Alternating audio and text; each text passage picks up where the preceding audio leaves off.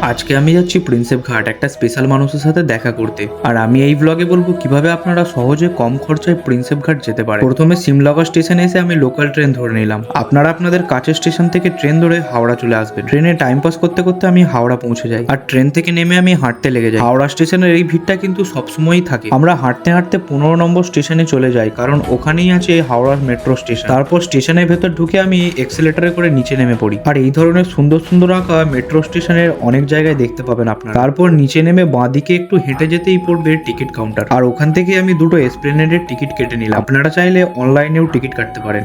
এক্ষুনি আমাদের পুলিশে ধরেছিল, পেলেন্টি মেরে দিচ্ছিল ভিডিও করার জন্য, তাও রিক্স করে ভিডিও করা হচ্ছে।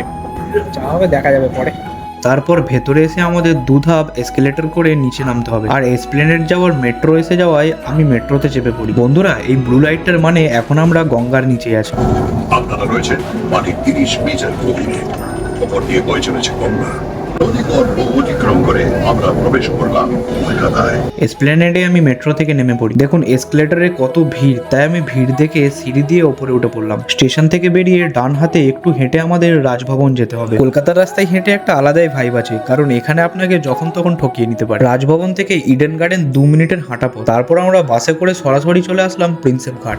আমরা প্রায় প্রিন্সেপ ঘাটে পৌঁছেই গেছি, প্রায় নয় একদম পৌঁছে গেছি। আর এখন আমরা আছি প্রিন্সেপ ঘাট স্টেশনে। প্রিন্সেপ ঘাট স্টেশনটাকে দেখতে জাস্ট অসম লাগছিল। স্টেশন থেকে নেমে একটু হেঁটেই পৌঁছে যাই জেমস প্রিন্সেপ মনুমেন্টের সামনে। আবার দেখা হবে নেক্সট ব্লগে। বাই বন্ধুরা।